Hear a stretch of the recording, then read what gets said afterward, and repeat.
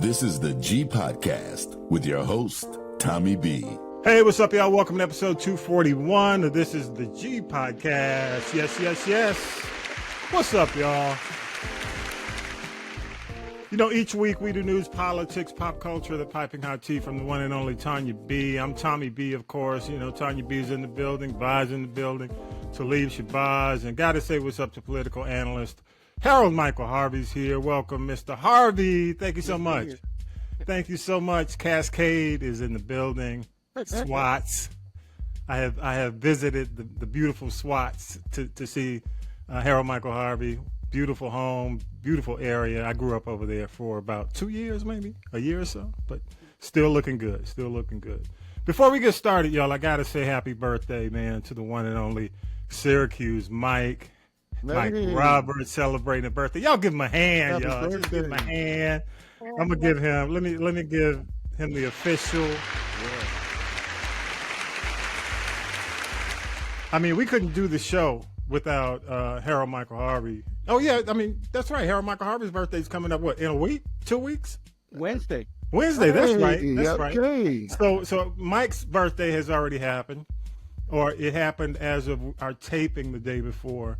But I got to say, thank you to Mike, because in a lot of cases, I mean, in terms of giving us news every week, man, we couldn't do the show without him. And if you drive from Atlanta through Macon, if you have friends, tell them to turn their radio dial when they get close to Forsyth to Magic 100.1. 100.1 is the frequency. He owns that station, has owned it for years, and it's licensed to Forsyth, Georgia, classic soul hits. 60s, 70s, 80s, some 90s. He does a great job. And that's your hometown, Vi. So I do expect you to be calling your friends and fam and alumni and tell them to support Magic 100.1. But Mike does a great job, and we appreciate him. Got to say one more time, thank you, Mike. Years and years as V103 did his thing. I had the pleasure and the honor to work with him. So happy birthday, bro. Happy birthday. Oh, yeah. Hey, y'all, let's start with this. We lost another great one. Here we go. Cissy Houston, Whitney Houston's mom, has passed away at the age of 91. Cissy Houston was a respected gospel, R&B, and pop performer long before her daughter became a superstar. Houston kicked off her solo career with her debut album, Presenting Cissy Houston, in 1970. Before that, she sang backup for giants in the music industry, including Aretha Franklin, Chaka Khan, Elvis Presley, and even her niece, Dionne Warwick. The Grammy Award-winning singer died Monday morning at her New Jersey home while under hospice care for Alzheimer's. And before we go on, Tanya B, you got a quick point on Cissy Houston? No, I think she was very unsung. And if you don't listen to any other song, Aretha Franklin, Ain't No Way, that soprano you hear in the background, is Cissy Houston. So just to give you an idea of her range. Good stuff. Yeah, she did it with the greats. So rest in power, Whitney Houston. And as of our taping, y'all, we're like 24 days away from Election Day, and we're dealing with hurricanes. Here we go. Another hurricane is set to hit Florida, either late Wednesday or early Thursday. Hurricane Milton became a significant Cat 5 storm earlier Monday with top winds clocked at 180 miles per hour.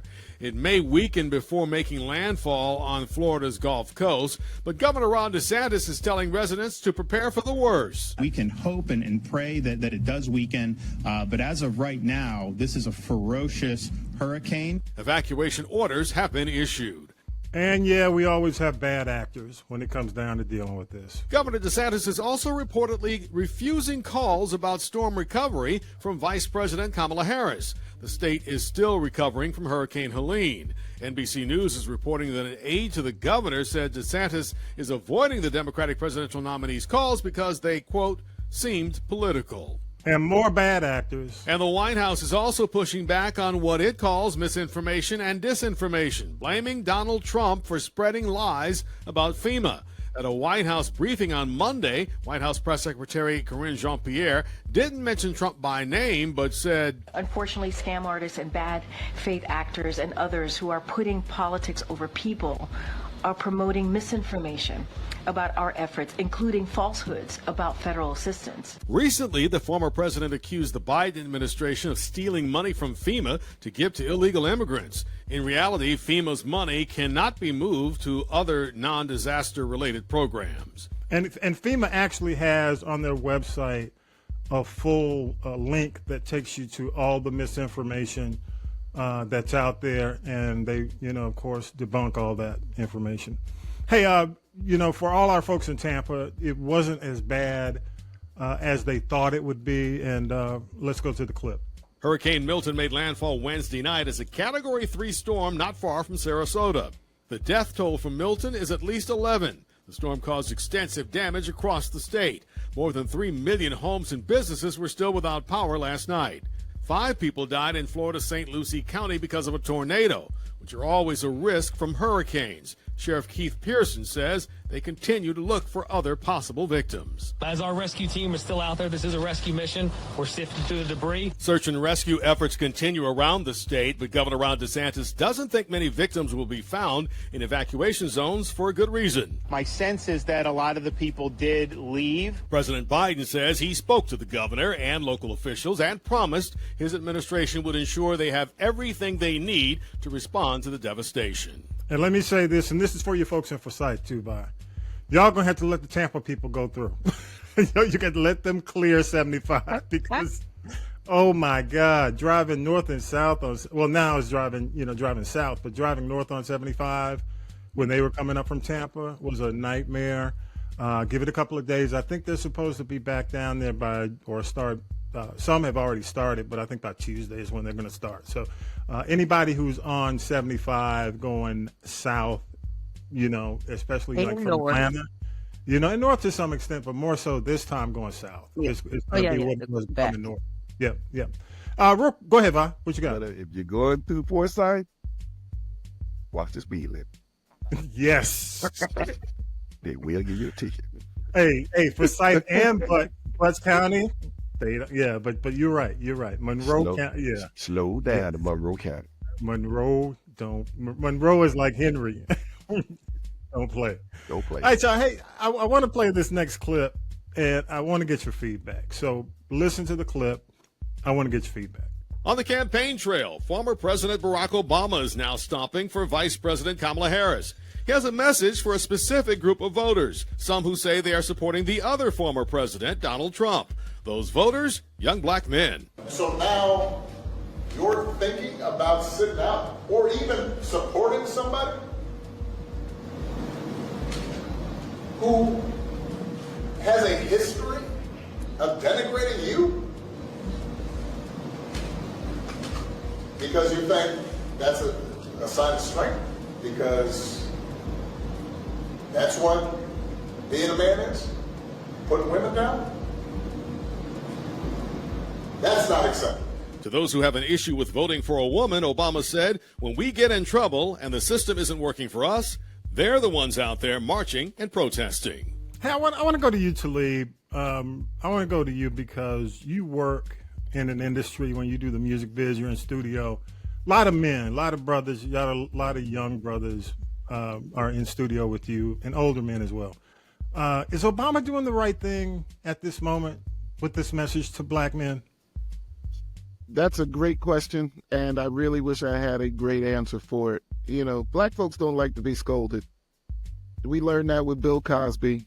We learned, Barack has also been called the scolding chief. For some reason, his check is coming off a little bit condescending. And I don't know exactly why, but it's like, I understand his frustration. He's like, yo, guys, come on. Like, okay, you don't like Kamala Harris, but you like this guy? Yeah. You know what I mean? Like, this guy, you really think that how else am I supposed to say? This guy here has shown, he's already given you 4 years, and he's shown you what he's about, and you're still going to choose him over her? Yeah. You know, good point. It also brings me to, the fact that Kamala Harris, for whatever reason, she started off as the candidate who was, clearly not the same. She was the change candidate. Right.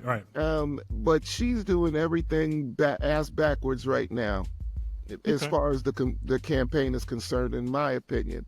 Okay, I'm gonna stop you. I'm gonna stop you there because I'm gonna come back to it when you do your prediction. Okay. But I want to get Vi's thought on the comment. Okay. But I want to come back. Hold that for. Oh yeah, I'm not your finished. prediction. Yeah, I know. Because you're starting to go your prediction. Go ahead, country commentator. Go ahead, man. His tone might not be right, but his message is. And my problem, most of the people who saying that they should let it go, why? Why should he let it go? Even though the majority, what the white people are saying, y'all get majority of the black votes anyway. That's the problem. Every vote counts. The little black men y'all taking, we don't want y'all to have that neither. Every vote counts. So the tone might be wrong, but the message is right. Like Talib said, you not like Cummings, you might like the black woman, but you're going to vote for him? I'm going to stop you there, and I'm going to go to Tanya B. All I can say is one thing. I get, like I said, I agree with Talib. Black men don't like to be scolded. Number one. Number two, the delivery was maybe a little too curt for some people to be able to process it. But number three, if every dude whose girlfriend, baby mama, or whoever benefited from reproductive rights need to go vote for Kamala Harris, because otherwise we're going to have a whole lot more babies to take care of. And that's it, and that's all. Okay, cool. Harold Michael Harvey, let me end it with you, and then I'll come back to myself. Go ahead. Well, I think it was a necessary message. It's a discussion that we have to have, and that shouldn't be the only one. I mean, we need to talk this out, and as my understanding was, it was a private discussion that someone taped and aired on social media, and so he was being frank, talking to the brothers. I think it's a conversation that we need to have with ourselves. Not only with Barack Obama, but with other black men leaders in the country. And after this election is over, we can't stop having it. And one of the reasons that it looks like he's off tone is because nobody's really understanding what black men are saying who are not on the Democratic bandwagon. What they're saying is that you're not presenting any policy or program that benefits my life. In fact, you're not even listening to me. You don't know what my issues are. You don't know what will contribute to me as a black man having a successful life in America in the 21st century. That's a very good point. I want you to hold it there. Harold Michael Harvey, put a bookmark in that, because when we do predictions, I want you to go a little further into that, okay? Okay. I'm just going to say this. I recall back in Chicago when there were some issues. I think there was a murder in Chicago, and Obama had just become president, and he was in a gym.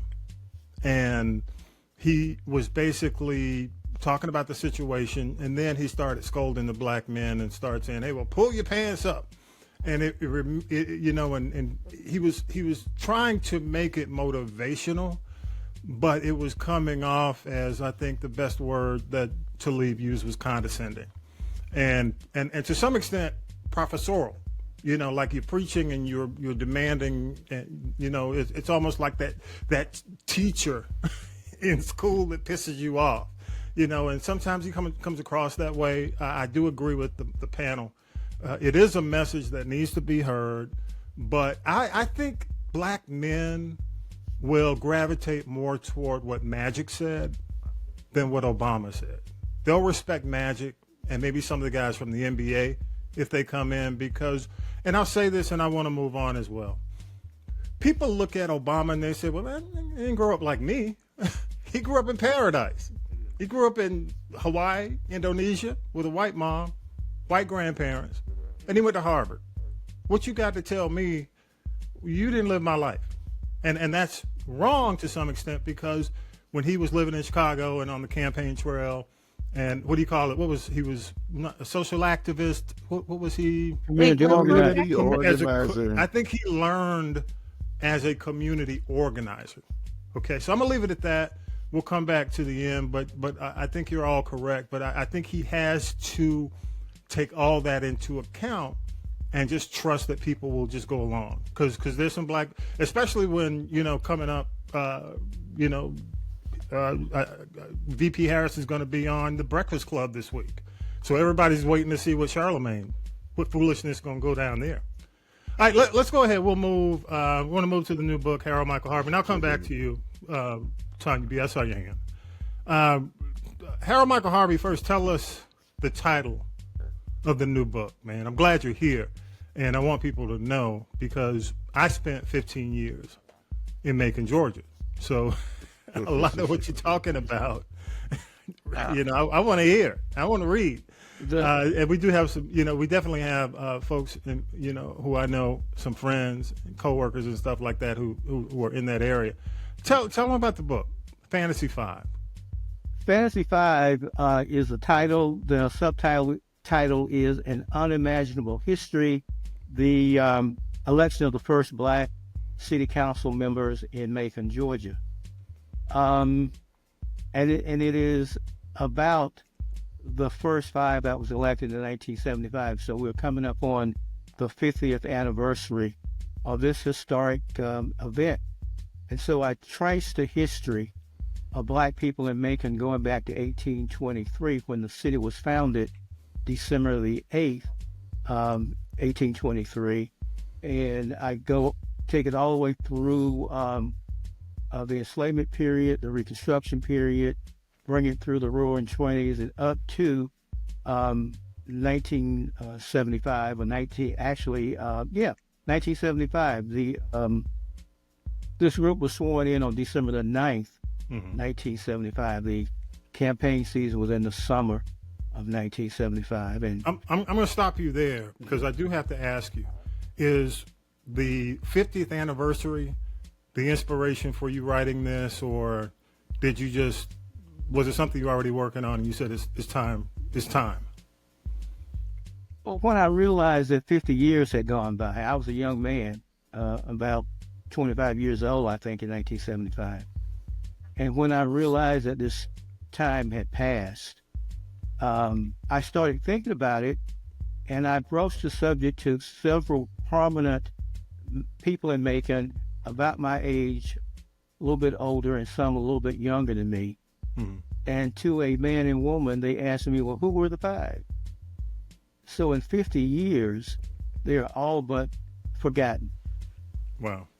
And of course, I can rattle off the name of the 5 without any problem. It's Willie C. Hill, that was Vernon Colbert, Julius Vinson, Willie Hill, Reverend Eddie Smith. You guys know Dewey Smith? Yeah. Well, yep. Eddie is Dewey's who's in Atlanta, and right. Eddie Smith is actually.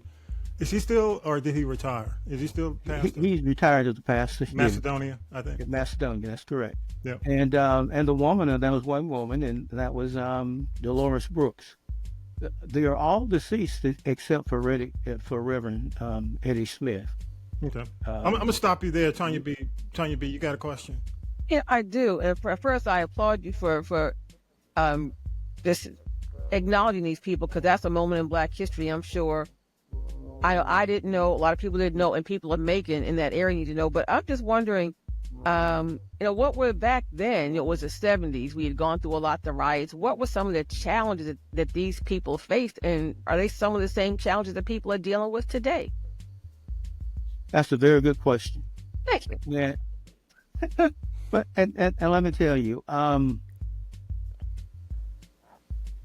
there was 2 people that I talked to who insisted that in addition to talking about these 5 in that electoral season where they were elected, that I deal with the early 1970s, the civil disturbance and unrest that was in the town in 1977. So like the town, Black people, if you were not a preacher or a school teacher, you didn't have a very good job. You know, so most people in the area worked menial jobs like janitors, custodial staff, worked in white people's homes as domestics, and everything was skewed to the white citizens. The street that I grew up on was a dirt street, and in 1972 or 71, I invited my collegiate girlfriend home with me for Christmas. She lived in Birmingham, and it had started to rain just as we get outside of Macon. And so when we get to my parents' house, she had to walk through the mud. And she pointed out the fact that was a muddy street. Never dawned on me. I played in it in the summers when it was dusty in the street. I played on it in the winter when it was muddy. Never thought that much about it, but I swore that night that when I finished college, I was going to make sure those streets got paved. So it was two issues that was confronting the black community in 1975, and they all had to do with this climate of blacks not having access to good-paying jobs in the city, and that the tax dollars was going to North Macon and East Macon and not into the southern side where the black population lives, and that was dirt. We had 90 miles of unpaved dirt streets. I remember being on a television program, being interviewed, and I told the host of the show that we've got 90 miles of unpaved streets. You realize that is from here to Atlanta. Wow. Talib, you got a question. We'll come back to that. Talib, you have a quick question? Yeah, so, but, it's funny because he's kind of answering the question that I had, because really it's about, like, how did Macon's history, the history of Macon, influence the events that are described in the book? But he's kind of touching on it as we go, too. You know what I mean? Mm-hmm. Because, like, why were those streets not paved? You know what I mean? Like, what was happening in Macon around that time that, where people were like, I'm not even going to worry about that. No power, no influence. The other issue was substandard housing stock was real large. Okay, and so so as a result of having made those two items an issue and during this campaign, the mayor who was elected, now in the summer of '75, I worked as the poster for the first black candidate to run for mayor of the city of Macon. And the big black civil rights kingpin in that day said that we would only get a handful of votes and wouldn't even get into a runoff in a field of 5 candidates. And so this candidate, Reverend Hope, brought me aboard. He in our first meeting, he took out of his pocket a handkerchief, a napkin, where he had met several weeks before with the chair of the political science department at Fort Valley State. And the guy outlined to him how he thought he could win the mayor's office. And Hope then tasked me into making that napkin, diagram on that napkin, come to life in terms of voters at the polling place on election day. And so I went to work on that. So I saw the city council race up close, because everywhere I had Hope, they also came to speak and give their presentations. And then the following year, when they were elected, I went back to my job as a newspaper reporter. And so for the paper I worked for, I covered City Hall. And so I had this firsthand look at them coming into that job and the interaction with their white council members. And so I have this unique view from this particular history.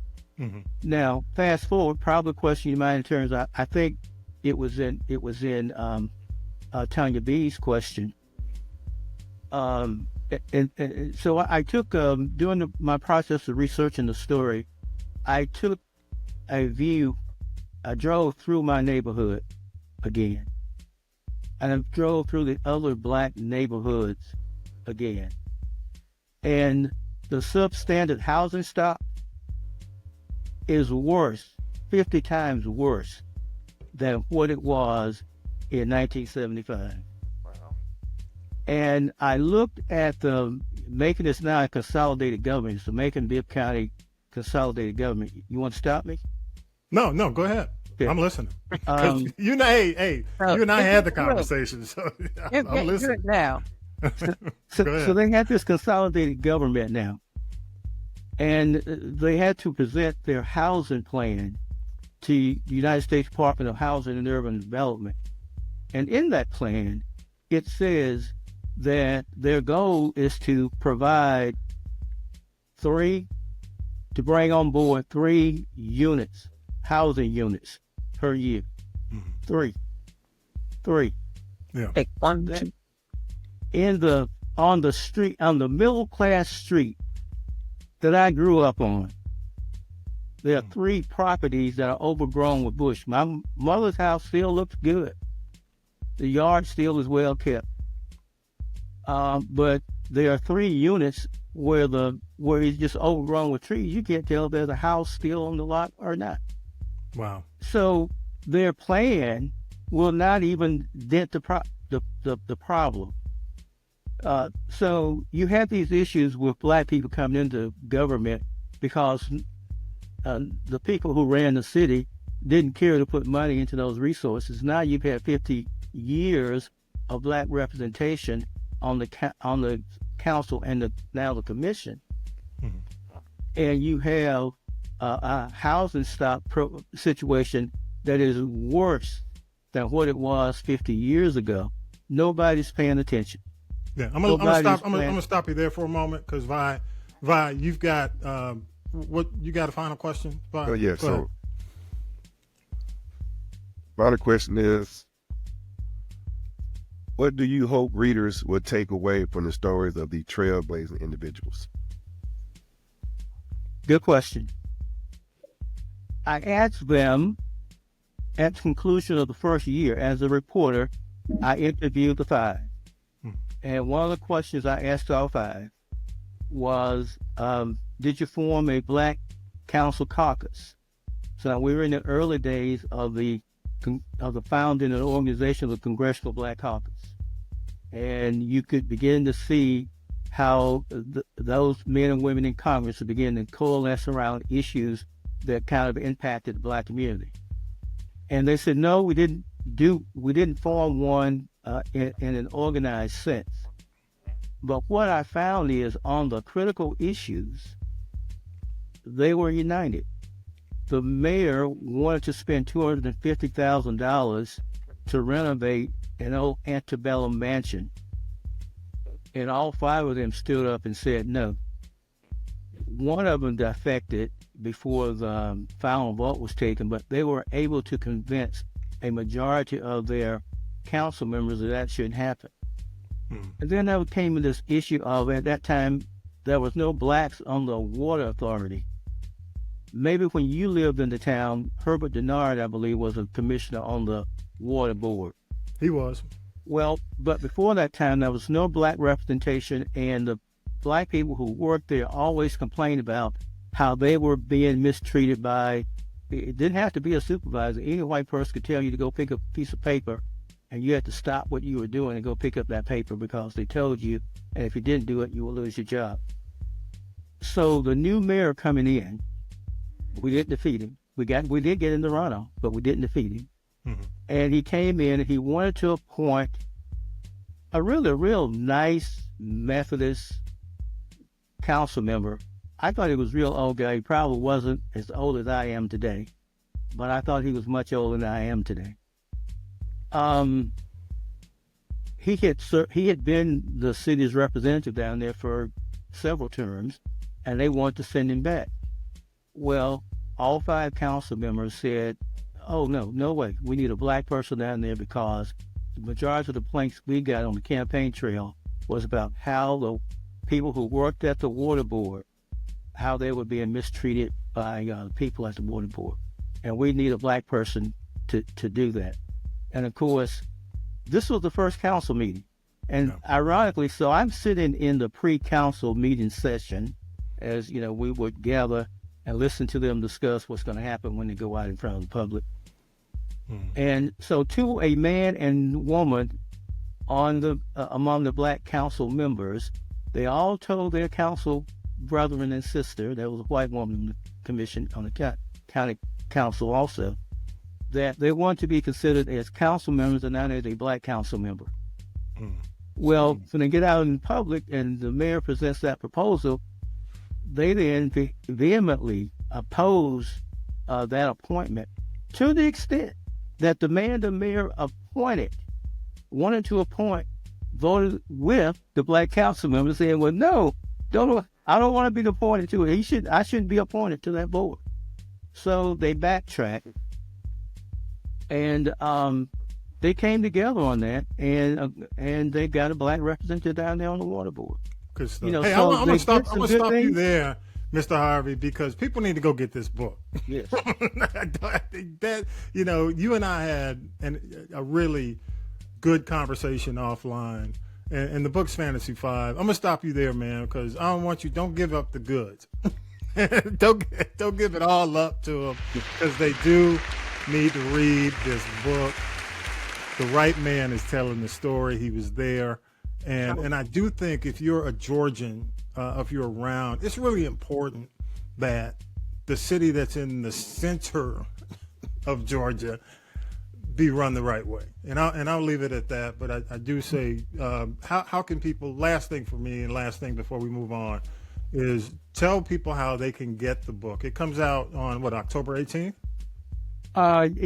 Yes, it comes out on October 18th. Okay. They can get it by going to haroldmichaelharvey.com. Okay. And purchase a copy of it. Of course, they can contact you, or they can email me at hmharvey@haroldmichaelharvey.com, and I'll send them a link to get the book. The book costs $25, but it is loaded with history. I tell the entire story. See, last year was Macon's bicentennial, excuse me. Yeah. Macon was 200 years old last year. And guess what? There was never a book about the history of Macon written by any historian in Macon. The story wasn't told. I'm kind of glad it wasn't told, because we know, had the story been told, who would have been left out of it. Yeah, right.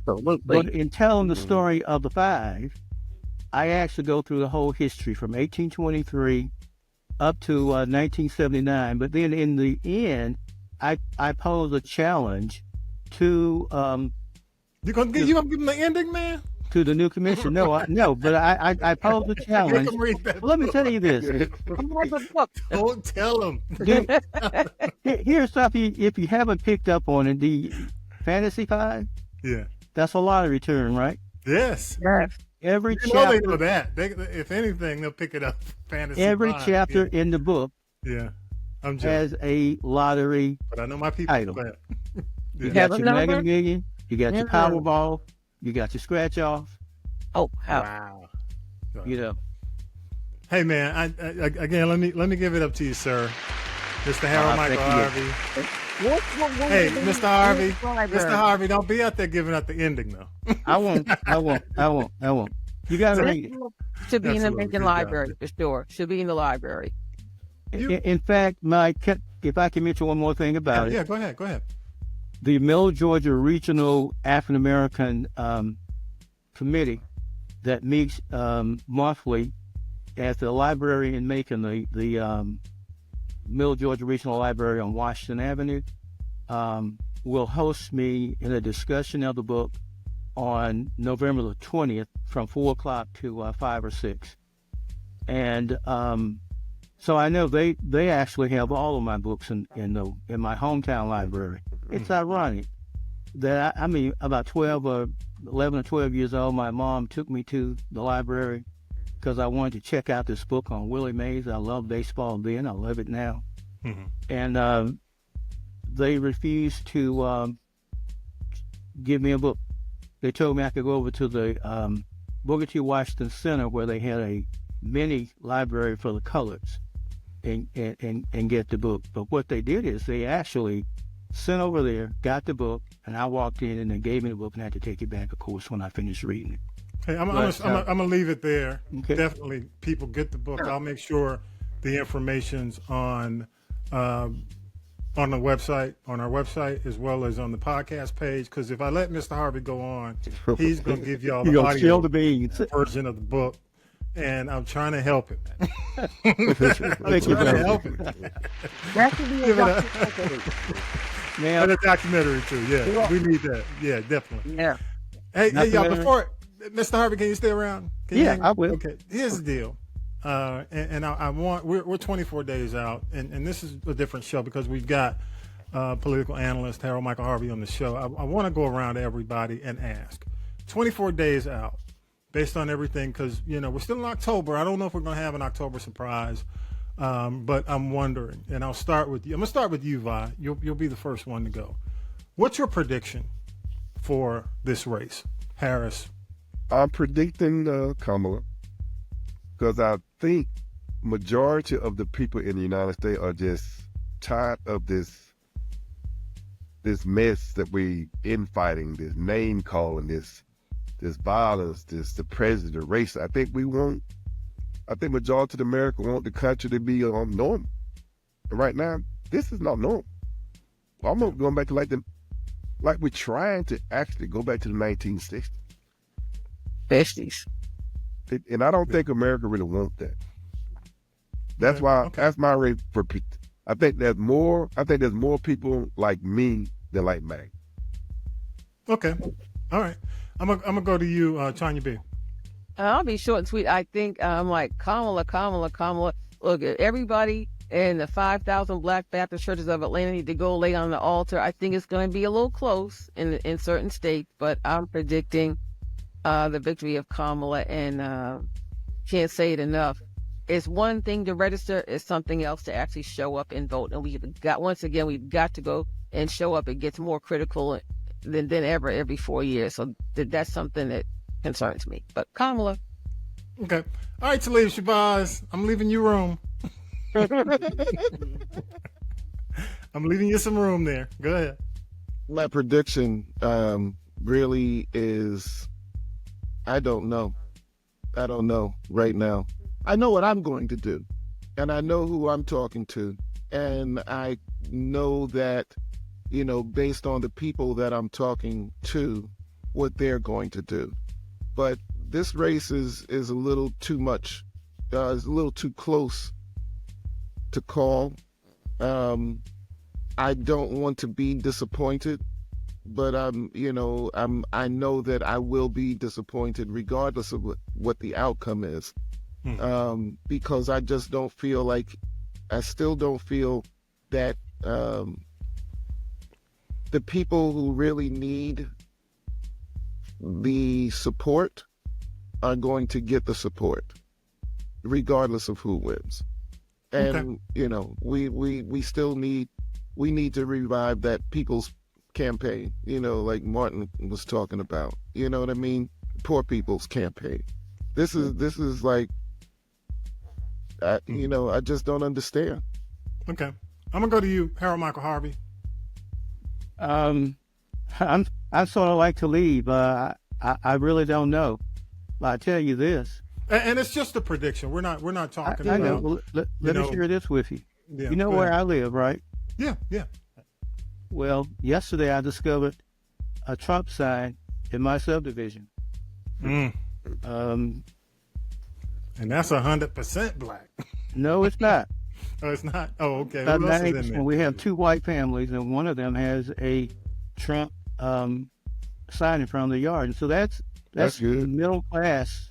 Well, that's kind of a sigh of relief, but good. Yeah, it's like I'm saying, that's a sigh of relief. I thought it was a black person. I said, it's a sigh of relief. It's a white man. Well, that just goes. But when you look at, that's not your typical mega person. Yeah. All right.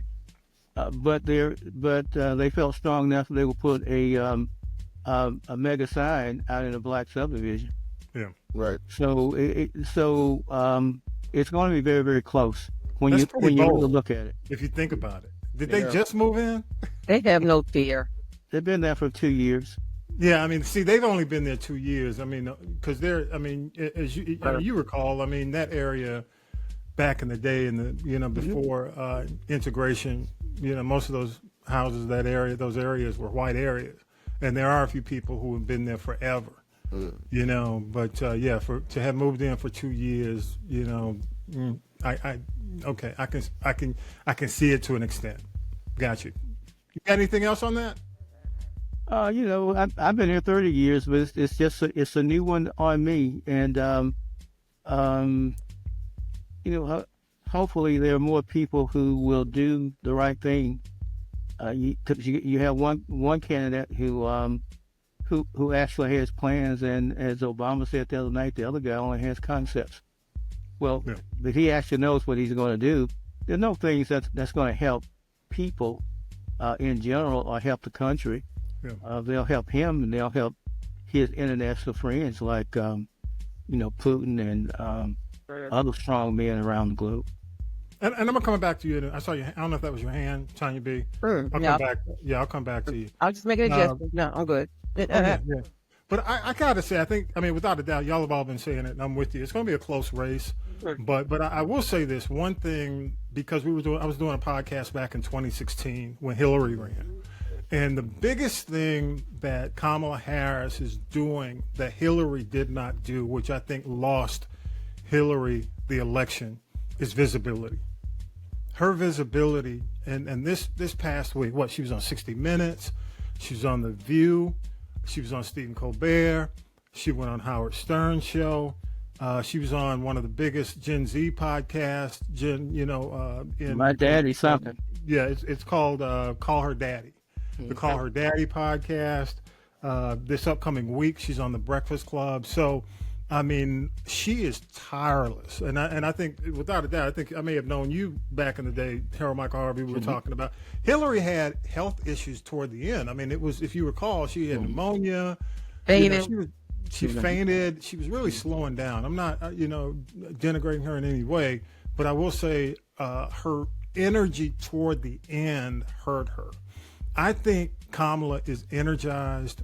I do think that, to some extent, of what you're saying, Talib, it's a double-edged sword, man. When politics is really focused more so on the middle class, because the poor, which is still a problem, there are programs. It's just about making sure that those programs are protected.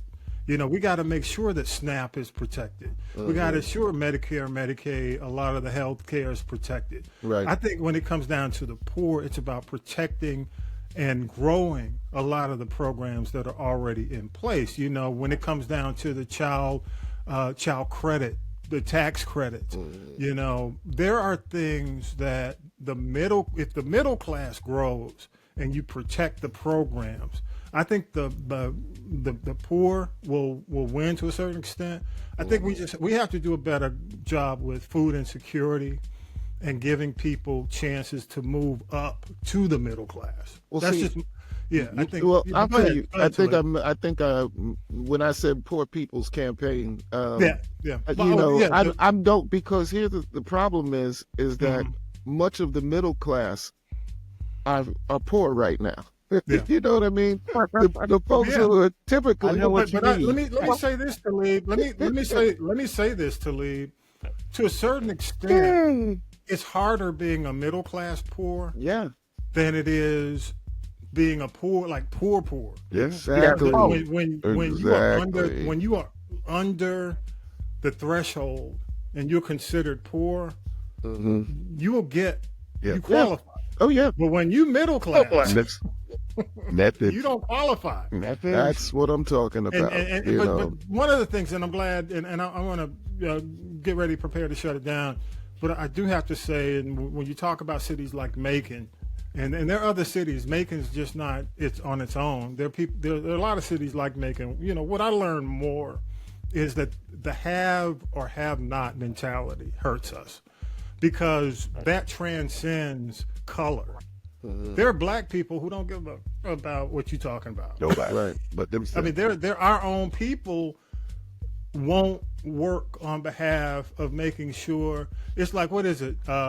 When the picture with the hand being held down, pulling your brother up. You know, I am my brother's keeper. No, we're not. There are a lot of black folks when they get middle and upper. Oh, F you. Yes. You get it the same way I got it. Yes. You know, they don't look at circumstances. They don't care. So I think in a lot of cases, not only do we, you know, it's not about being in a situation where we suffer, where the poor suffer just out of natural circumstances. It's also a situation of have and have nots. And a lot of people just won't help because it's just out of, you do it the way I got it, and I'm not going to help you. Yeah. But, you know, I mean, and, you know, then we got the old argument, you know, all skin folk ain't kinfolk. Absolutely. That's exactly it. I think that what I would like to see from this point going forward is for us not to get caught up on a who's black and who's not black. Mm-hmm. If you got melanin, you're part of the crew. You know what I mean? Because but you know what? Can I say this to lead to you? Mm-hmm. Yes. Hasn't it? When we were going through Jim Crow, it was that way. Right. Why had to change? What changed? Well, because you know why? Because people were, you know, people that Jim Crow, those people showed us that Jim Crow, the organization that Jim Crow was able to muster, was only due to Jim Crow. You still have people with a messed up mentality, you know, and I know I'm not gonna, you know, of course, I give it to you. I know that I'm in a field somewhere smelling flowers for the most part. You know what I mean? I like to live in this idealistic type of world where I would want people to, you know, to coalesce around the commonalities instead of focusing on the differences. What the only thing that I really want to bring out of this with the people that I talk to is like, look, you know what it's like. We've dealt with people who don't have melanin in office. We know what that is about. Why not take a chance on a melanated person? And in 4 years, if you don't like them, get rid of them. You know, that's the whole thing. We need to. I just need more. I just need better from our folks, man. I'm gonna say that. I'm gonna say one more thing related to what you said, and I want people to think about what's going on. The other thing, these endorsements, I've never seen the kind of endorsements for Harris the way I'm seeing it now. I mean,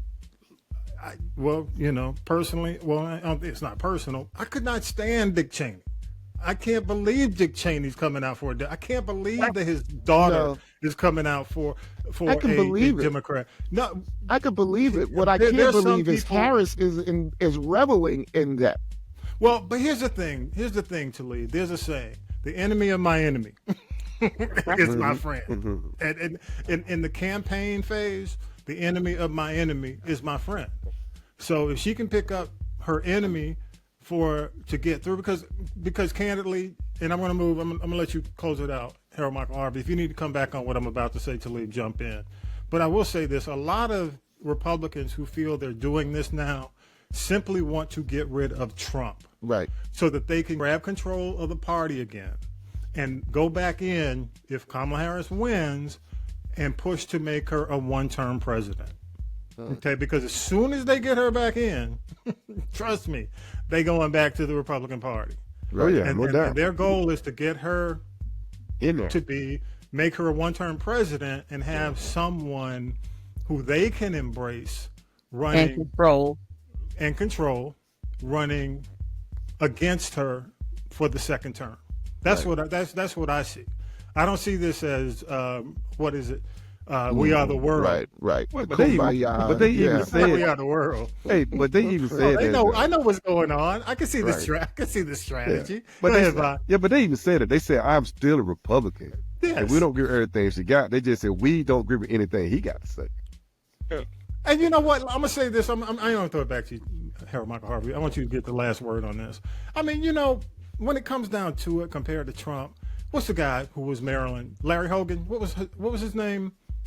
Yeah, Hogan. Larry Hogan, yeah. Hogan out of Maryland is not a bad candidate. He's a fairly good candidate. You know what I'm saying?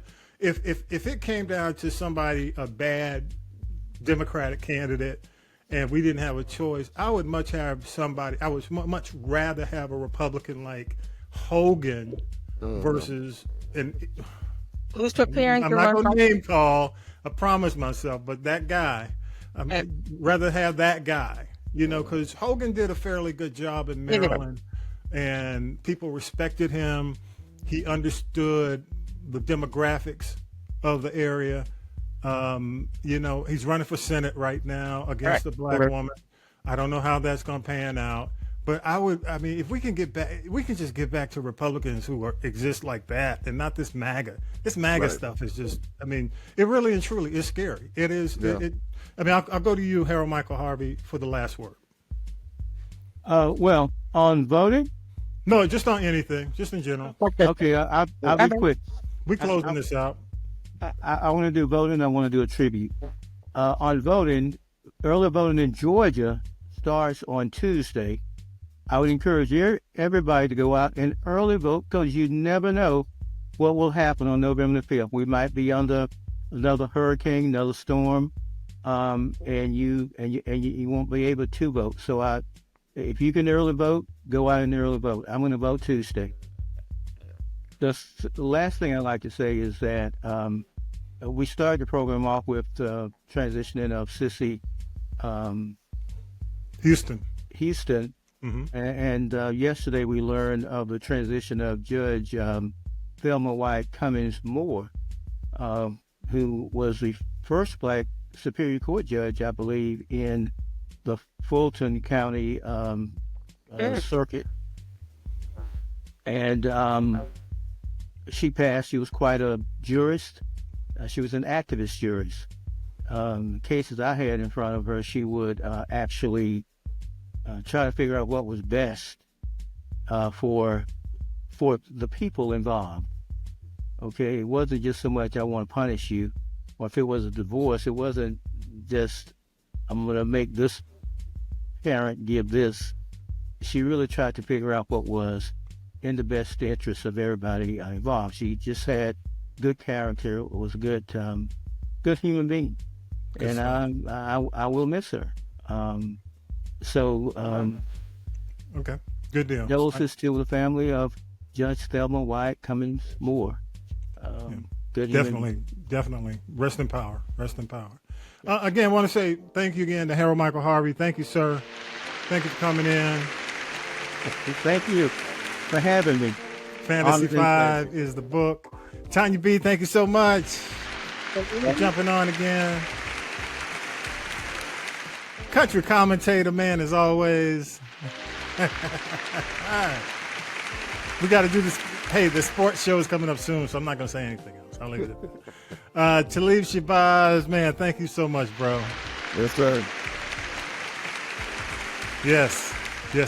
Thank you, everybody, man. We love your thoughts. Go to Castropolis.net. Choose the people poll and love your thoughts on this episode. Leave us a message. I'll play back the best. Support the podcast, y'all. Go to Castropolis.net. We'll have all the information up real soon. You can subscribe. And also, one last thing, y'all.